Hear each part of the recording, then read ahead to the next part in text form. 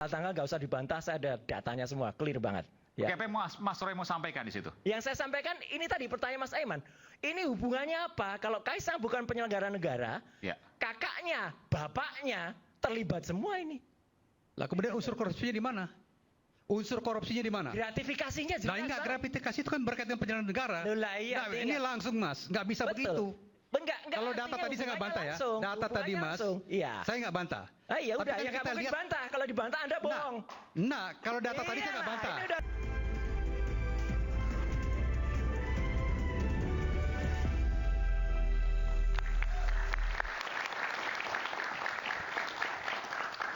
Kembali di Rakyat Bersuara, saya Aiman Wicaksono. Saya langsung menuju ke Bung Boyamin Saiman, Koordinator Masyarakat Anti Korupsi Indonesia, MAKI. Bung Boyamin, selamat malam. Malam, Aiman dan semuanya. Ini lagi di Jawa Barat, jadi nggak bisa hadir ke sini nih. Kalau ada di sini tentu kita undang ke sini. Betul ya Bung Boyamin ya? Di Cibadak, Jawa Barat, paling selatan, Pelabuhan Ratu. Luar biasa. Jangan detil-detil dong, nanti dicari. Tiba-tiba ada yang pakai HT, tukang bakso dan lain sebagainya. Gimana tuh? Nggak apa-apa. Bung Boyamin. Pinjam di ruangan pojokan instansi hukum kok. Ini mudah-mudahan masih boleh sampai jam 8 lah nanti. Oh ya, lanjut dong Bung Boyamin. Saya mau nanya dulu. Bung Boyamin getol betul ya berteriak bahwa saat ini Kaisang gratifikasi, Bobi juga gratifikasi. Betul? Terkait Kaisang, kalau Bobi saya tidak punya datanya, jadi maka saya tidak ngurusi Bobi. Oke. Apa yang Anda punya data? Ini Kaisang malah lebih susah menurut Prof. Andi Asrun, menurut Bung Salvator. Bukan penyelenggara negara, kenapa bisa dikategorikan gratifikasi? Ya, kan sederhana. Saya MAKI ini mau saya bubarkan 2024. Sekarang ini posisinya sebagai detektif partikelir atau detektif swasta. Jadi laporan saya bulan ini ada 3 terkait dengan pesawat. Itu akan tambah satu lagi. Terus satu lagi setoran sebuah instansi hukum dari bawahan kepada atasan, itu juga saya masukkan gratifikasi. Jadi sebentar. Bawahan kepada atasan maksudnya apa ini? Ya adalah bawahan-bawahan atau sejawatnya dipotong honornya kemudian diserahkan kepada yang punya jabatan. Enggak, ini kasus yang mana nih? Kaitan ke Bobi Kaisang atau apa? Enggak. Saya 4 berkaitan dengan pesawat atau pribadi itu. Ada kepala daerah, ada pejabat, ada juga dulu yang terkait dengan bahkan sudah rame gitu, saya bongkar dulu gitu. Oh, ini cerita dulu ini ya? Ya, cerita terus dulu, yang terkait dengan Kaisang. Terus satu lagi juga gratifikasi pemotongan atau setoran kaitannya dari honor. Jadi ini 5 ini bulan ini aja sebagai detektif swasta ya. Oke, ini nggak ada kaitan sama dengan Kaisang dan Bobi yang tadi disebutkan ya. Tidak ada kaitannya. Ini kita declare dulu nih, nggak ada kaitan. Ya. Terkait dengan Kaisang, bukan. Mas Boyamin, sorry. Ya. Tadi bahwa ada setoran dan lain sebagainya, Mas Boyamin ceritakan ada 5 tadi, itu tidak sama sekali berkaitan dengan apa yang kita bicarakan tentang Kaisang dan Bobi dan jet pribadinya? Nggak ada. Oke, baik. Hanya cerita, bulan ini saya 5 ke KPK terkait gratifikasi gitu. 5 perkara, 5 baik. kasus. Oke. Sebagai detektif partikelir aja, bukan sebagai MAKI. Termasuk Kaisang gitu loh. Jadi ini kan saya cerita minggu yang lalu, hari Selasa itu kan Pak Alek Marwata menyampaikan akan mengklarifikasi Kaisang terkait isu pesawat pribadi. Maka kebetulan waktu itu saya berlibur di Solo habis dari Australia 2 minggu. Kemudian ya gabut, terus kemudian berusaha membantu Pak Alek Marwata. Hari Rabu saya nyari-nyari, ketemulah MOU antara Pemkot Solo dan sebuah PT Marketplace itu, yang diduga yang punya pesawat itu. Oke. Setelah dapat, saya Rabu siang saya serahkan melalui saluran online, email, dan kemudian saya deklar kepada teman-teman media.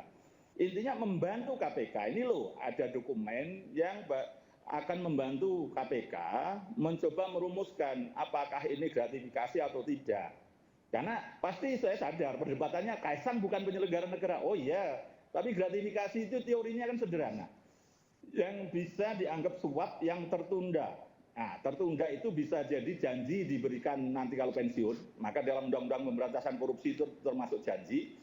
Yang kedua, diberikan pada pihak yang sekitaran, bisa anak, bisa istri, bisa kerabat, bisa teman, kan itu dititipkan, atau fasilitas-fasilitas. Nah, teori kedua inilah berkaitan dengan yang tanda tangan itu kan Wali Kota Solo Gibran. Nah, Kaisang adiknya gitu loh. Jadi ini yang kategori 2 tadi.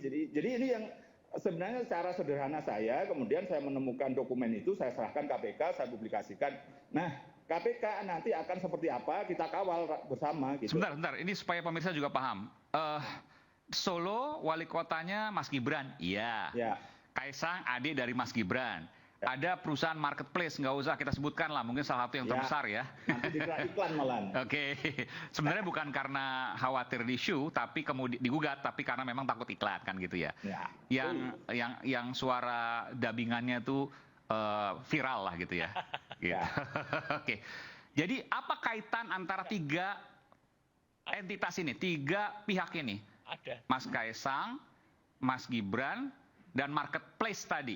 Ada. Ya. Saya sebutin deh kalau gitu. Ya, Oke. betul. Ada, jelas banget. Diduga. Oke, apa kaitannya dengan jet pribadi? Peraturan Menteri Agama nomor 21 tahun 2021, gratifikasi itu adalah termasuk tiket yang diberikan pada anak, istri, berarti ya bisa dimaknai kerabat, saudara kan gitu. Iya. Nah, maka nanti begitu.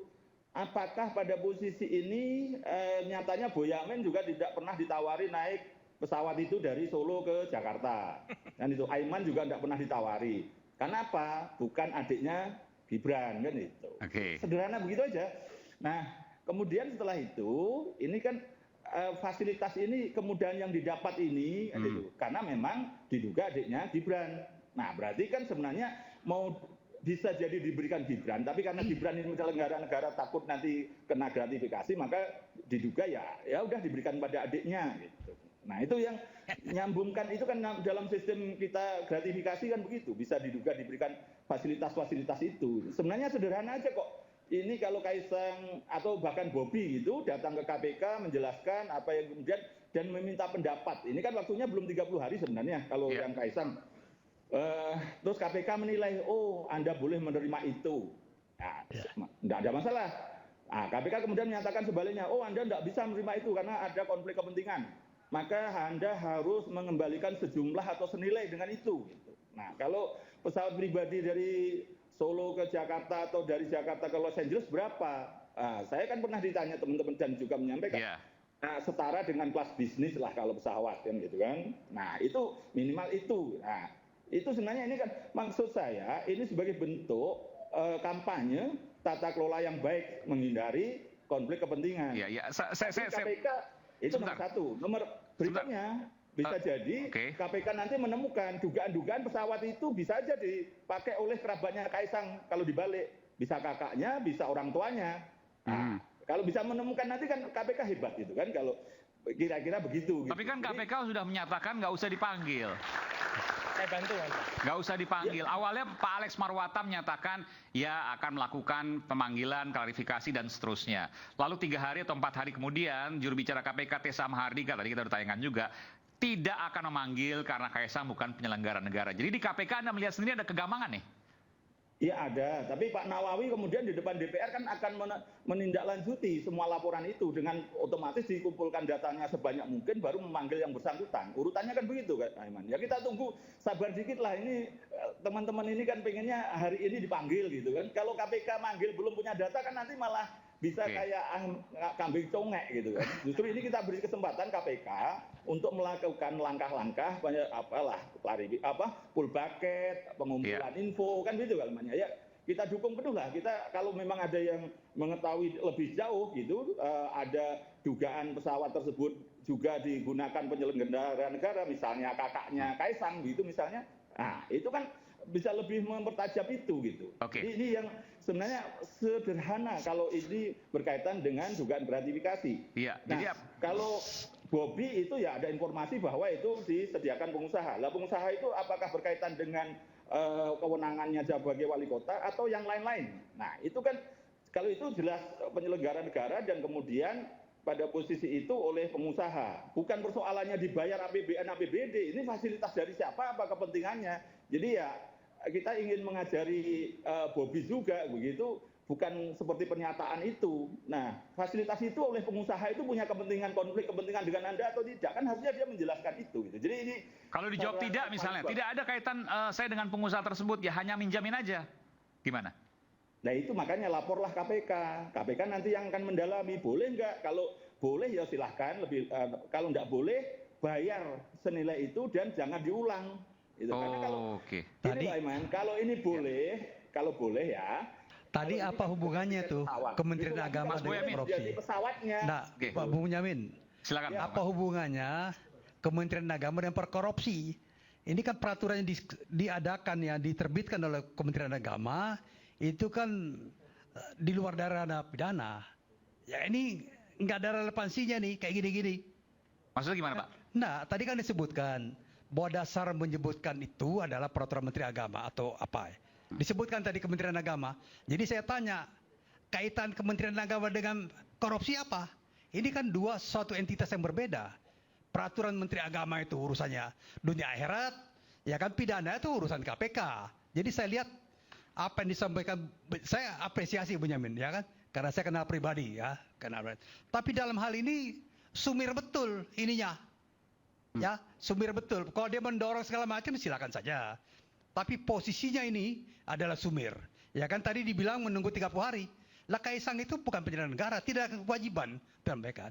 Kemudian Bobby berapa lama Tapi peristiwanya? tadi disebutkan begini, tidak ada, bukan penyelenggara negara, tapi Mas Boya menyebutkan tadi bahwa ini ada tiga titik. Ya. Satu Mas Gibran, dua Mas Kaisang, yang ketiga marketplace tadi yang saya sebutkan. Ya, teman kan Saya kasih dikatakan, jangan jadi promo. Ini potensialnya adalah Bentar. di depan, gimana? Jadi pesawat itu punya marketplace ini,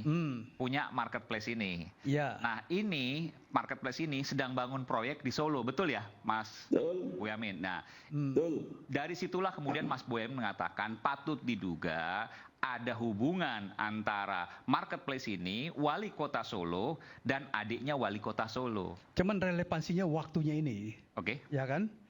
Kapan itu perjanjian ditandatangani, kapan eksekusi, dan Mas kemudian Eman. ininya. Jadi persoalan-persoalan seperti itu kalau menurut saya, Ya. Bung Bunyaman ini harus lebih menjelaskan supaya kita mengerti. Oke. Ya. Sebelum saya ke Bang Boyamin, silakan. Ya, gini, jadi Mas Roy. clear ya. Ini kita nggak usah ada yang tutup-tutupi biar semua jelas ya.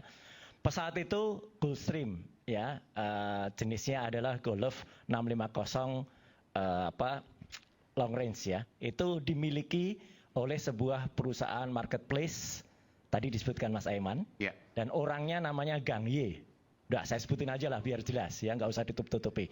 Perusahaan itu, Gang Ye itu juga memiliki sebuah game. Kenapa game? Karena dulu saya yang mempelopori e-sport di Indonesia. Jadi saya tahu persis data ini, nggak usah dibantah. Game itu game e-sport. Tahun 2018, Kaisang tuh bikin yang namanya Free Festival. Ya, namanya Gaming Championship di Kota Solo. Ya, itu diadakan di Sang Pisang Arena 2018. Jadi sponsornya ya. Tadi, Free Fire tadi. Jadi itu udah ada kaitannya langsung. Oke. Gibran juga bikin Fair berhadiah mobil. Itu pada tanggal 28-29 Desember tahun 2019. Itu e-sport turnamen juga? E-sport turnamen juga. Oke. Jadi adiknya sudah bikin, kakaknya bikin. Pak Jokowi itu dijadikan akun Free Fire. Jadi orang bisa nembak-nembakin Jokowi. Oh, FF itu ya? FF itu. Oke. Nah, jadi ini jelas banget. Kakaknya diikutkan, adiknya diikutkan. Kemudian sekarang perusahaan itu Free Fire itu jadi sponsor juga untuk Persis Persis Solo yang Bola, 40%-nya sahamnya milik Kaisang juga. Oke. Oke, saya teruskan lagi ya. Jadi kantor marketplace tadi itu buka di Solo pada tanggal 11 Oktober 2021. Clear banget. Oktober 2021. Shopee. Oke. Ya, terus ada program namanya UMKM Sales for Expo itu tanggal 15 Mei 2021 juga. Jadi ini clear banget ya. Kemudian ada program namanya and Innovation Hub. Itu ada di Technopark di Kota Solo. Itu juga sponsornya sama. Bahkan ada Garena Gaming yang ada di situ. Garena itu perusahaannya tadi sama dengan sebelumnya. Jadi ini jelas banget. Bahkan ini Mas Aiman. Tolong nanti bantu Mas Boyamin ya. Presiden kita Pak Jokowi sendiri itu yang meresmikan SeaLabs Indonesia. Jadi SeaLabs itu holdingnya. Ya, SeaLabs Indonesia itu di Pacific Century di SCBD. Holdingnya Sampai presiden loh yang meresmikan. Ini kan luar biasa gitu. Sebuah perusahaan PMA yang ada di luar negeri itu yang kemudian yang meresmikan seorang presiden hari Selasa tanggal 1 Maret 2022. Tanggal-tanggal nggak usah dibantah, saya ada datanya semua, clear banget. Ya. Oke, apa yang Mas Roy mau sampaikan di situ? Yang saya sampaikan ini tadi pertanyaan Mas Aiman. Ini hubungannya apa? Kalau Kaisang bukan penyelenggara negara, Ya. kakaknya, bapaknya terlibat semua ini. Lah kemudian unsur korupsinya di mana? Unsur korupsinya di mana? Gratifikasinya jelas. Nah, enggak, gratifikasi itu kan berkaitan dengan penyelenggaraan negara. Loh, lah, iya, Nah, artinya- ini langsung Mas, nggak bisa Betul. begitu. Enggak, Kalau data artinya tadi saya nggak bantah ya. hubungannya Data langsung, tadi Mas, langsung. Iya. saya nggak bantah. Ah, ya Tapi udah, kan ya nggak kita mungkin lihat- dibantah. Kalau dibantah Anda bohong. Nah, kalau data tadi saya nggak Iyalah, bantah. ini udah jelas. Tapi persoalannya di mana letak korelasi persoalan-persoalan tadi yang Udah nggak diungkapkan apa-apa. dengan korupsinya? Biar publik yang menilai. Ya. Datanya udah jelas banget, Ya, detail sepakat. banget. Ya. Publik menilai. Kalau KPK nggak maju ya KPK-nya macan ompong. Udah jelas betul datanya. Kemudian bahkan, ini ada satu lagi. Gibran itu bikin program namanya Java and Paris. Ya, itu tanggal 8 Juni 2022. Itu kegiatan apa itu? Itu kegiatan promosi. Oke. Itu sponsornya sama juga. Sama juga, marketplace tadi. Selanjutnya setelah itu dia mau minta juga ke Goto. Di Jepang. Tapi Gotonya ribet. Bahkan ada skandal apalah gitu di situ. Jadi nggak jadi. Jadi artinya teman-teman semua, Mas Aiman dan pemirsa di Suara ini, jelas banget tuh hubungannya gitu loh. Ini ada bapak anak. Udah kalau istilahnya di keputusan MK, Mas, udah cetowelo-welo. Gitu lah. Cetowelo-welo kayak gini kok nggak berani jelasin. Itu aja udah, nggak apa-apa. Kalau saya sih mengunggulkan data aja. Nanti soal pesawat bisa saya clearkan lagi rutenya kemana, dia bawa barang dari mana tuh ada semua udah. Itu, Oke. itu Mas Aiman. Saya akan kembali ke Mas Boyamin, oke. Ini nanti saya sebelum ke Prof. Andi dan saya tahu Anda juga mau bicara soal itu. Saya mau ke Bung Boyamin dulu. Bung Boyamin, nanti setelah jeda saya mau ke Pak Anda lagi ya. Kalau Anda, saya mudah-mudahan Anda bisa masih bertahan satu segmen lagi. Tapi saya mau tanya dulu, apa yang tadi disampaikan oleh Mas Roy, Anda setuju itu?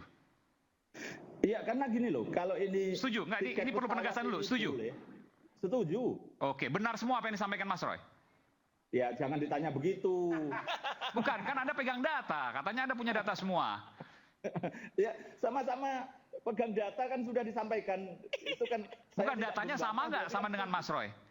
Ya, bahkan ada yang dilengkapi oleh Kanjeng Roy ini malahan ada yang dilengkapi gitu. Oke. Jadi kalau gini loh, pertanyaan sederhana, kalau ini boleh tiket pesawat, konflik kepentingan akan menuju lebih parah lagi. Besok lagi minta pesawatnya gitu, bukan hanya minta tiketnya atau diberi tiketnya, tapi diberi pesawatnya, gitu loh. Jadi ini kan sebenarnya tata kelola pemerintahan yang baik itu bagaimana mau kita kelola, gitu. Itu satu.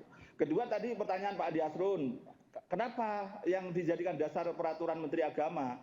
Ya saya pasti dari menteri-menteri yang lain atau tata kelola yang lain, bahkan dari di sekretariat presiden atau sekretariat istana itu ada juga pedoman-pedoman tentang gratifikasi. Tapi yang saya pakai adalah Menteri Agama itu karena apa? Selain aturan berarti ini kan juga agama gitu loh, paling tinggi. Dan itu hampir sama aja. Fasilitas yang diterima oleh kerabatnya itu bisa dikategorikan gratifikasi. Karena apapun harusnya dinikmati yang bersangkutan, tapi kemudian tidak berani kemudian dikasihkan atau diberikan kepada lingkarannya. Kan gitu sederhana aja. KPK nanti akan menilai kok itu boleh atau tidaknya. Terus pertanyaan korupsinya di mana misalnya begitu Pak Andi Asrun tadi. Apakah fasilitas yang didapatkan tadi marketplace di Solo itu ada yang melanggar aturan atau tidak? Ada yang konflik kepentingan atau tidak gitu. Jangan hanya melulu suap, bisa jadi nggak ada suap tapi kan dapat kemudahan. Yang itu bisa jadi melanggar aturan. Biar KPK lah yang menentukan ini. Ya, gitu. saya sepakat Nah, Mas. Tapi kan persoalannya begini, kita ini menyangkut untuk didalami oleh ya, KPK. ini menyangkut nama baik orang, ini menyangkut due process of law. Proses penegakan hukum. Jadi harus persis betul. Tadi Mas Roy bilang ada data-data. Ya kan? Data itu saya tidak bantah, ya kan? Karena saya yakin Anda benarlah soal data itu ya. Tetapi di mana titik singgung dengan persoalan korupsinya? Misalnya gratifikasi. Gratifikasi itu kick off-nya lebih jelas. Tapi kalau kemudian kita duga-duga datang belakangan, itu sesat, Mas. Ya. Jadi Mas Roy sesat tadi. Punya Kalau data sesat, tapi ya. kait-kait Tapi kalau utak-atik kaitannya gatuk gitu tidak maksudnya. jelas, Mas. Enggak, sebentar, Mas Pak. Roy. Maksudnya punya data tapi diutak-atik gatuk gitu. Ya, kalau misalnya nggak ada kait-kaitannya nggak susah tuh, Mas. Saya menyadari betul, saya bukan ahli hukum. Ya. Saya ahli telematika, jadi saya hanya mau lihat ini berdasarkan data dan saya dulu adalah pengembang yang mempelopori e-sport. Jadi saya serahkan data-data ini dan jangan biarkan saya mengartikan hukum, Mas, karena itu sama aja dengan saya orang nanti ngobrol di warung kopi. Datanya sudah clear, saya support betul. Silahkan nanti ahli hukum yang bicara. Oke, di sini ada ahli hukum Prof. Andi Asrun dan Prof. Refli, walaupun hukum tata negara, tapi saya yakin kan S1-nya hukum umum kan? Dan oposisi dia. Tapi saya ingin bertanya juga kepada Bung Boyamin nanti sebelum saya break ini. Bung Boyamin dulu memberikan jalan mulus untuk Gibran Rakabuming Raka menjadi calon wakil presiden yang akhirnya sekarang menjadi wakil presiden terpilih. Tapi sekarang kenapa kemudian menyerang keluarga Pak Jokowi? Saya nggak tahu apakah ini menyerang atau ini kemudian disampaikan. Yang jelas ada yang berbeda antara Mas Boyamin dulu dengan Mas Boyamin sekarang. Pertanyaannya udah pecah kongsi. Nanti setelah jeda dijawab ya Mas ya. Isu hangat kadang bikin penat, apalagi kalau kita tidak bisa mencerna dengan cermat. Jangan lupa secangkir kopi yang nikmat untuk menemani kebersamaan dalam program Rakyat Bersuara. Kami akan segera kembali.